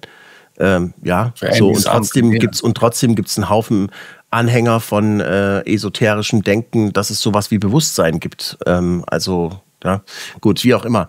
Dann weiter einer der interessantesten Vorträge von meinem Freund Mario Rank. Und den hast du ja inzwischen auch gesehen. Den gibt es auf YouTube jetzt inzwischen. Er hat sich da insbesondere natürlich, also er hat auch so ein bisschen die weltweite Situation skizziert, aber er hat eben auch geredet darüber, was man eben in Österreich über das Phänomen weiß bei offiziellen Stellen. Und du hast dir den Vortrag angeguckt, auch. Wie fandst du den? Was hat er erzählt? Was hast du gelernt? Kleine Vorwarnung. Am Anfang springt er ein bisschen hin und her zwischen verschiedenen Themen, auch zwischen seiner eigenen Biografie, zwischen Begegnungen, zwischen Sichtungen, zwischen offiziellen Dingen wie den Amerikanern, die verschiedenen Gesetze und Anhörungen. Und das ist am Anfang ein bisschen verwirrend. Im Gegensatz zu deinem Vortrag kommt man da wirklich ganz schlecht mit am Anfang. Aber es wird dann immer interessanter, wenn nämlich vor allem dann, als es in Fallbeispiele geht.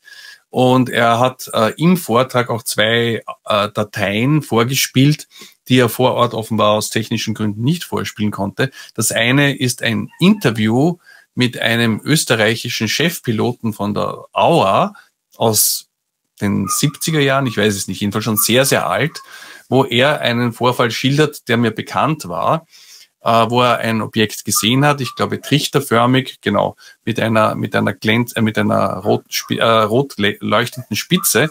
Dieses Objekt wurde dann später aber auch von einem Lufthansa-Piloten in Deutschland gesehen und später dann auch noch in Frankreich. Also das hat eine Tour gemacht.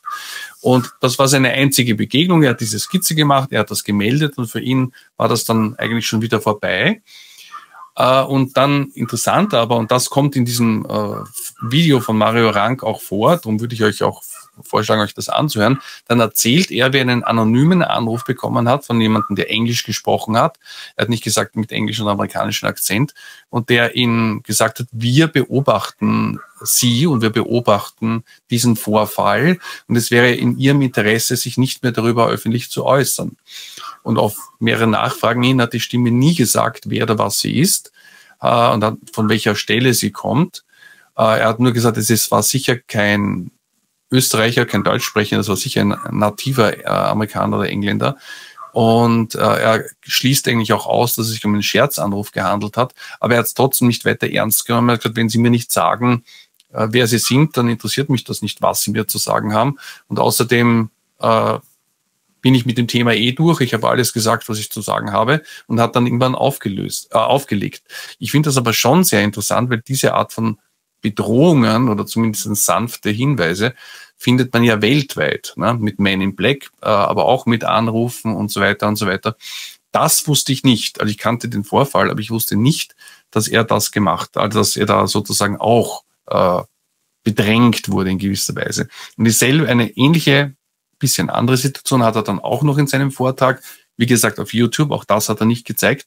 Da hat er einen Beitrag aus dem österreichischen Fernsehen gezeigt, den kannte ich nicht, also aus dem ORF, von einer Sichtung von einer Frau, die jetzt schon etwas, also jetzt ist sie, glaube ich, in dem Bericht war sie vielleicht 30 oder sowas, hat aber, als sie als Teenager oder 20-Jährige mit Freunden unterwegs war, aus dem Fenster hinaus beim Auto 3 helle Lichtpunkte gesehen, die sich sehr anormal verhalten haben, die geflogen sind, aber scheinbar Information, könnte natürlich auch ein Dreieck gewesen sein, von dem man den Körper nicht gesehen hat. Und diese Sichtung hatte offenbar nicht nur sie sind dann sehr langsam gefahren, sondern auch ein Auto vor ihnen. Und sie haben das dann versucht zu melden, erst bei der Polizei oder bei der Luftfahrtbehörde. Und die haben gesagt, ja, wir haben da nichts, aber sie können sich ans Militär wenden, die müssen das haben. Dann hat sie sich in eine Kaserne oder ich weiß was in der Nähe halt gemeldet. Und die haben gesagt, ja, das haben wir auch beobachtet. Wir haben das auf dem Radar gehabt. Und dann hat er den Ton gewechselt und hat gesagt, es wäre aber in Ihrem Interesse, wenn Sie darüber nicht mehr sprechen und sich nicht damit an die Medien wenden. Und sie hat dann nicht nachgefragt, sie war damals eben ein Teenager oder halt eine junge Erwachsene und hat sich dann da auch sozusagen einschüchtern lassen, hat auch nicht nachgefragt und sie hat jahrelang nicht darüber gesprochen. Kann natürlich alles Mögliche sein, kann ja auch eine geheime Testsache gewesen sein. Aber dass es anormal war, hat sie festgestellt, es konnten keine Wetterballone gewesen sein. Dafür war es viel zu schnell und auch von der Struktur her. Aber fand ich auch interessant. Fand ich interessant, dass eine österreichische Stelle, ein Bundesheer, Mitarbeiter ihr gesagt hat, sie soll sich da raushalten, was irgendeine Form von Geheimhaltung nahelegt. Ist es jetzt eine UFO-Geheimhaltung? Ist es die Geheimhaltung von einem NATO-Einsatz? Ist es die Geheimhaltung von einem Forschungsobjekt, von einem Experimentalobjekt, was auch immer? Finde ich aber spannend. Vielleicht, Mario hat auch in dem Vortrag erwähnt, dass hat jetzt dieses neue Informationsfreiheitsgesetz in Österreich, das wurde erst Anfang des Jahres beschlossen und ist erst jetzt im September in Kraft getreten, nutzen wird. Und ich habe das ja auch vor, um da ein paar Antworten zu bekommen, wenn wir sie bekommen. Und dann hat er noch am Schluss gesagt, dass er mal von einem ehemaligen Offizier des Bundesheers, den er nicht namentlich genannt hat, erfahren hat, dass es eine Zusammenarbeit gibt zwischen dem österreichischen Militär und dem Innenministerium, also der für Polizei und so zuständig ist, über solche Themen und Forschungen und ja, dass da auch irgendwelche... Ja, und der hätte ihm hier diese Botschaft dann noch überbracht, die total rätselhaft ist. Den Schlüssel zum Verstehen der Zusammenhänge findest du in der Vergangenheit. Um die Gegenwart zu verstehen, muss man den Prozess, der vor 200 Jahren begonnen hat, verstehen. Halte dich vor allem an die Geschichte des Geldes. Der äußere Schein trügt und was du finden wirst, wird dir nicht gefallen. Du bist so erzogen worden, der Wahrheit nicht ins Auge sehen zu können oder zu wollen. Selbst wenn du es schaffst, die Ergebnisse deiner Nachforschungen wirst du nicht öffentlich präsentieren können. Daran wirst du erkennen können, wie nahe du der Wahrheit bist. Solange du über Aliens sprichst, wirst du geduldet, ja, bist sogar nützlich. Vergiss das nicht. Im Grunde geht es nicht darum, wer die Piloten sind, sondern weswegen sie es sind. Auf die Frage, warum sie sich nicht zeigen, wirst du die Antwort finden, wenn du anfängst, die Zusammenhänge zu verstehen. Klingt total rätselhaft und ehrlich, also wenn jemand, ich habe auch schon Leute gehabt aus seltsamen Kreisen, die mir solche kryptischen Botschaften gegeben haben und ich frage mich immer, ist das, um mich zu verwirren, um mich auf eine falsche Spur zu führen? Ja, also was soll das hier? Also ja, fängt man dann an, die große, was weiß ich, die Spur des Geldes, das klingt so ein bisschen so nach jüdischer Weltverschwörung irgendwie, ja. So, als würden die Juden hinter den UFOs stecken. So, das ist so das, was ich das insinuiert dieser Text für mich, ja. Also da bin ich ganz vorsichtig, ja. Und Mario Rank war das natürlich auch. Also er ist wirklich auch einer, der das wirklich immer sehr objektiv und sachlich und neutral untersucht hat und ist in den allermeisten Fällen, die ihm da gemeldet worden sind, er hatte auch eine Weile MU von Österreich geleitet, hat er tatsächlich eben auch gesagt, ja, Wetterballon, also er hat das eben wirklich ernst genommen, das mit der UFO-Forschung, hat dann eben aber irgendwann damit aufgehört, weil es eben auch Geld kostet, sowas zu machen. Und er hatte jetzt eben nicht diese Infrastruktur, dass er da sich das leisten kann, lange durchzuhalten. Aber immerhin, also Respekt an Mario Rank und viele Grüße an dieser Stelle, Mario. Super Vortrag, guckt euch das an. Den Link haben wir auch in der Videobeschreibung. So, und dann letzter Beitrag hier. Exorzismus. Hier sehen wir Dr. Alexander Wessely. Er ist Bischofsvikar und Militärdekan des Burgenlandes im Rang eines Oberst. Er ist ein Tausendsassa, wie man so schön sagt. Er hat also viele verschiedene Sachen studiert, ist erst später Theologe geworden, hat aber auch unter anderem Schauspielerei gelernt. Also sein Vortrag war extrem kurzweilig und interessant über Exorzismus. Hat kein Blatt vor den Mund genommen. Also das ist wirklich wirklich ein total faszinierender Zeitgenosse, muss ich wirklich sagen. Und er hat eben über Exorzismus geredet, hat gesagt, Exorzismus wird in 58 Bibelversen erwähnt und da gibt es den großen und den kleinen Exorzismus. Und er prangert an, dass man es sich heutzutage nicht mehr traut anzusprechen, dass es eben in der Welt nicht nur das Gute gibt, sondern auch das Böse gibt. Mhm. Und dem begegnet eben die Kirche mit Exorzismus. Da gibt es also kircheninterne Regeln. Wer Exorzismus feiern darf, das wird gefeiert, weil das sind Gebete, ne? Es sind Rituale, die man feiert. Im frühen Christentum durfte das irgendwie jeder, aber dann hat sich da schnell so ein Wildwuchs gebildet aus allen möglichen individuellen Exorzismuspraktiken und deswegen hat man dann ziemlich schnell 1614 dann so einen Prozess festgelegt, wer das machen darf und wer nicht. Und, ziemlich schnell, 1600. Ja gut, okay, aber für dich recht schnell. Ja. Und hat dann und diese Regeln sind dann auch im Zweiten Vatikanum 1999 überarbeitet worden und mit Auflagen versehen worden und so. Und eine Rolle spielte dabei natürlich dieser Exorzismus an dem Fall an der Anneliese Michel. Kennst du den Fall? Nach der ist ja auch der Film, der Exorzist, geschrieben worden. Also eine Deutsche, die an der ein kirchlich genehmigter Exorzismus durchgeführt worden ist und die dann aber gestorben ist, weil sie unterernährt war und völlig entkräftet und weil die ärztliche Behandlung abgebrochen worden ist. Und das hat zu internen Diskussionen in der Kirche geführt, so können wir das nicht weitermachen.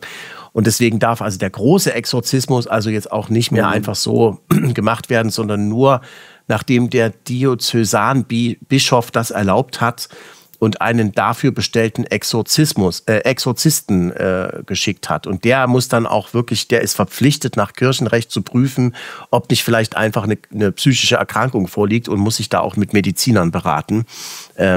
Das ist gut zu hören, ja, sagen wir mal so.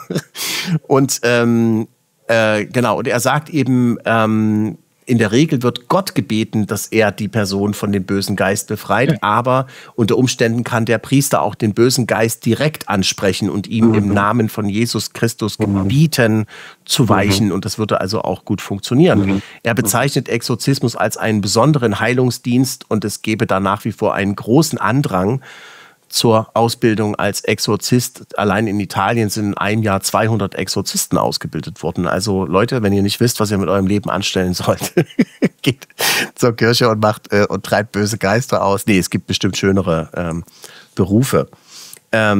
Das hat mich geflasht, aber ich hatte auch vor 1-2 Jahren schon mal einen interessanten Vortrag gehalten von Dr. Nicole Bauer, heißt sie, glaube ich. Ich weiß nicht, ob sie jetzt inzwischen Professorin ist oder ob sie das damals schon war. Und die hat habilitiert über Exorzismus und auch ein Fachbuch rausgebracht. Und das bei einer Tagung der Parapsychologie-Stelle von Walter von Lucadou vorgestellt in Freiburg im Breisgau. Das war hochinteressant. Also hätte man so nicht gedacht, ja. Gut, es gab ja noch... Ja, bitte. Ich bin in der letzten Zeit auch immer wieder drüber gestolpert, unter anderem, weil vor ungefähr einem Jahr oder jemand von der Abteilung auch für Exorzismus im Vatikan neue Regeln herausgebracht hat und da wurde er auch zum Thema UFO gefragt und da hat er dazu auch was gesagt. Und neben ihm saß übrigens die Beauftragte für Marienerscheinungen. Das klingt alles ein bisschen absurd, wenn man sich da das als extern anhört. Und ich bin da auch ein bisschen zwiegespalten, weil ich bin zwar spirituell offen, aber eigentlich halte ich von dogmatischen Religionen nicht, religiösen Ansichten von solchen Sachen eher nicht so viel. Aber wenn man sich dann die Schilderungen anhört, auch von glaubwürdigen Leuten, wie dann, keine Ahnung, Leute, die da behandelt werden, exorzistisch, dann in Stimmen reden und in fremden Sprachen und wo dann die behandelten Patienten zucken und erschrecken, wenn sie mit Weihwasser bespritzt werden und so weiter, dann stellt man sich schon die Frage. Weil grundsätzlich hätte ich gesagt, okay, es ist entweder eine Art von psychischer Krankheit oder eben irgendeine zweite Seele oder sowas, die da drin ist. Aber so wie das geschildert wird bei den Exorzismen, dann klingt das schon sehr nach Dämonen und schon sehr nach dem Bösen. Und da wird dann gespuckt und geschimpft und die sabbern oder was weiß ich was alles. Ich weiß es nicht. Da habe ich keine abschließende Meinung dazu. Aber es existiert. Und das allein ist schon mal eine spannende Geschichte. Ja, und es ist eben einfach eine andere Kultur. Also das stelle ich immer wieder fest, wenn ich in Österreich bin. Es ist eine völlig andere Kultur als die deutsche, meiner Meinung nach. Hallo.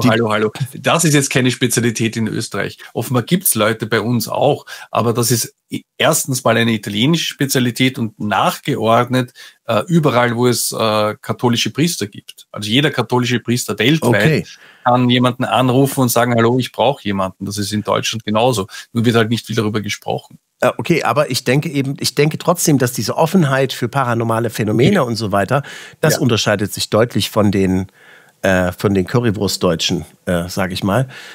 Und es ist ja auch klar geworden, übrigens es kamen dann mehrere Schlussworte, es hat nochmal Dr. Paul Ertl gesprochen, der Leiter der Inneren Ordnung beim Zentrum für menschenorientierte Führung und Wehrpolitik, der hat gesagt, wir wollen eben Infos bieten, die nicht alltäglich sind und die trotzdem fürs Militär interessant sind.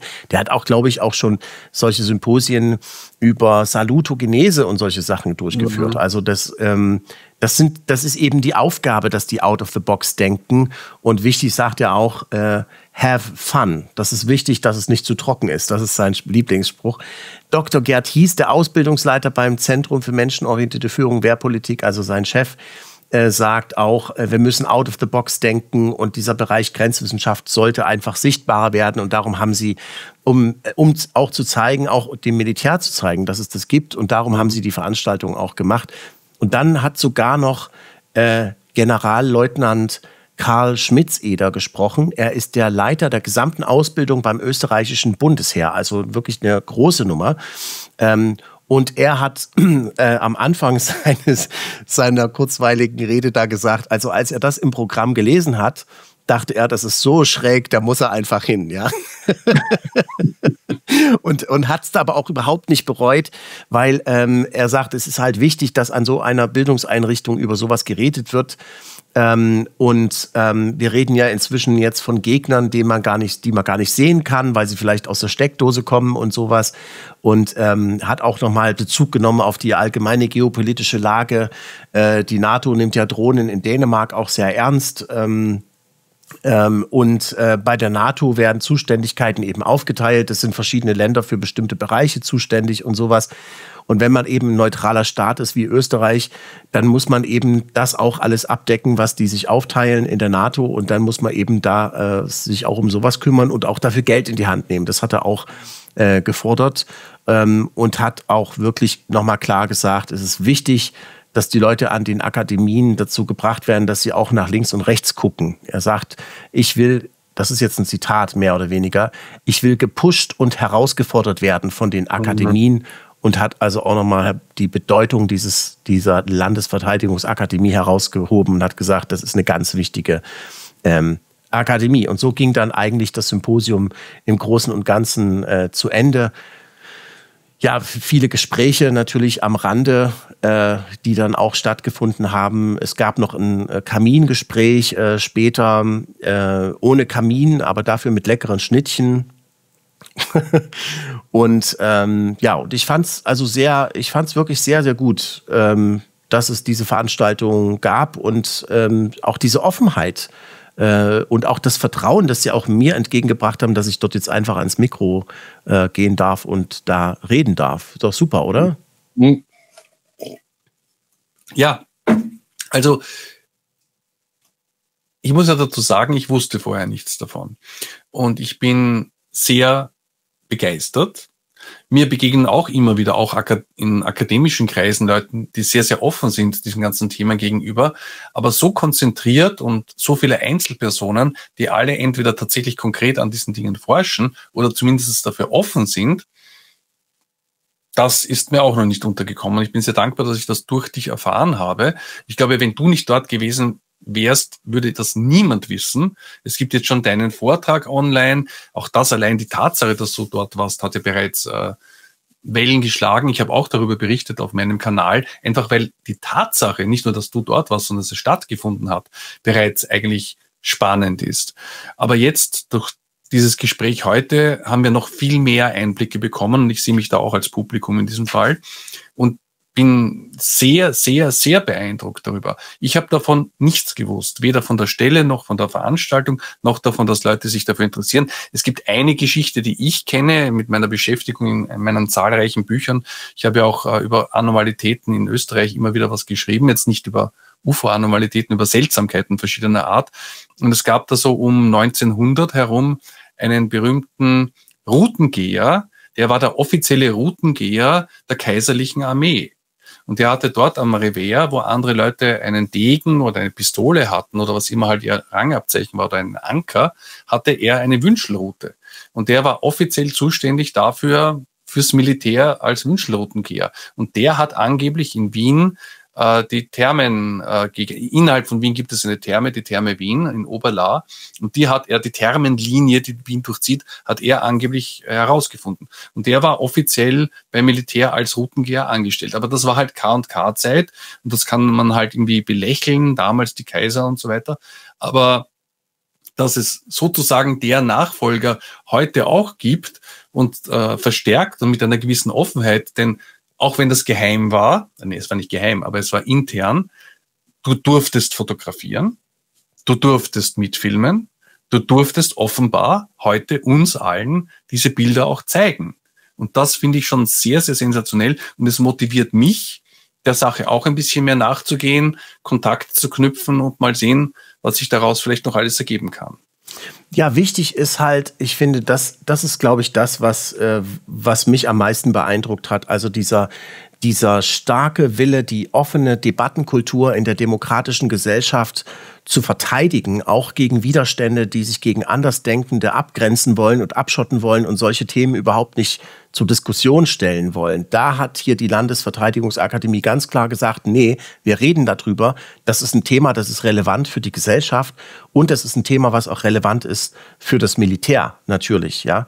Und als nächste Schritte wollen Sie natürlich jetzt diese Erkenntnisse, die Sie da gesammelt haben und von dieser Veranstaltung, wo auch wirklich völlig gegensätzliche Meinungen aufeinander geprasselt sind, das war ja das erklärte Ziel dieses Symposiums, wollen Sie jetzt reflektieren und über weitere Schritte nachdenken. Und das alles spielt natürlich auch bei der Landesverteidigung von Österreich eine Rolle, aber wie ich finde eben auch, finde ich für die Legitimierung dieses ganzen Themenbereiches, der extrem wichtig ist, für die Gesellschaft und auch um Vertrauen in der Bevölkerung zurückzugewinnen. Ja, also weil wie gesagt, wenn du dich abschottest und Leute, die anders denken, mit irgendwelchen Kampfbegriffen überziehst, erreichst du nicht, dass die Gesellschaft den Zusammenhalt hat. Und wir erleben ja gerade, wie die Gesellschaft komplett auseinandergetrieben wird und so weiter. Und dieses Thema, wie ich ja auch in meinem Vortrag dargelegt habe, ist absoluter sozialer Sprengstoff, und deswegen finde ich super, dass die sich damit beschäftigen. Und wenn Sie jetzt uns noch erzählen würden, was Sie doch selber über UFOs rausgefunden haben, das würde mich natürlich auch super interessieren. Mir ist gerade was eingefallen. Ich bin überzeugt davon, dass allein die Tatsache, dass du darüber berichtest, auch in der deutschen Armee, aber auch im österreichischen Bundesheer Interesse hervorrufen wird. Und darum möchte ich hier eine offene Einladung aussprechen an Leute im österreichischen Bundesheer, entweder Offiziere oder auch Leute, die was gesehen haben, sich einfach mal bei mir zu melden. Ich habe einen Kanal, der heißt UFO TV aktuell. Da kann man sich mal ansehen, dass ich eine gewisse Seriosität mitbringe. Ich habe auch ein Buch geschrieben, das UFO-Handbuch. Auch das sehr seriös. Ich gehe mit dem ganzen Thema wirklich, ja, sehr objektiv um, auch teilweise wissenschaftlich. Also wenn jemand was zu sagen hat und vielleicht mal Kontakt möchte, ich bin sehr offen dafür, sei es um geheime Mitteilungen. Ich bin auch sehr verschwiegen. Zum Beispiel, Robert, ich wusste schon sehr lange von deinem Vortrag dort, also zumindest seit voriger Woche, da habe ich nichts darüber gesagt, also ich kann auch schweigen. Also sowohl geheime Informationen würde ich entgegennehmen, aber auch gerne offizielle Kontakte bis hin zu Leuten, die vielleicht mal in meine Sendung kommen wollen. Also das ist eine offene Einladung an das österreichische Bundesheer. Dir Staatsgeheimnisse zu verraten. Die Deutschen wenden sich vielleicht lieber an Robert, keine Ahnung. Nee, genau, aber das muss in Österreich bleiben, und Harald ist ein super Ansprechpartner, weil er wirklich auch noch ein riesengroßes Netzwerk hat von Leuten, die sich auskennen. Nicht nur, dass er sich bombastisch gut auskennt und jeden Tag dranbleibt an den Entwicklungen, sondern er hat auch ein großes Netzwerk, und genau, also viele ja, hoffen wir, dass sich viele Leute bei dir melden werden, wenn sie dir nicht vielleicht auch gleich Staatsgeheimnisse anvertrauen. Das kann natürlich auch sein. Da wäre ich vorsichtig, wenn jemand zu dir kommt und sagt, ich gebe dir geheime Informationen. Das ist dann wahrscheinlich eher Desinformation. Okay, also Harald, vielen Dank, dass du hier Zeit hattest, dass wir die Sendung hier zusammen machen konnten. Also es ist ich bin, wie gesagt, begeistert davon, dass Österreich diesen Schritt gemacht hat, das österreichische Bundesheer hier gezeigt hat, dass es auch wirklich Verantwortung übernimmt für die offene Debattenkultur in dem Land. Und ich finde, die Deutschen, die Piefkes die können sich echt mal eine Scheibe von den Ösis abschneiden. Vielen Dank, Harald, dass du dir die Zeit genommen hast und dass du dabei warst. War super, war sehr spannend. Ganz toll. Dankeschön. Danke. Und euch auch vielen Dank fürs Zuschauen und wir sehen uns bald wieder hier bei Erstkontakt.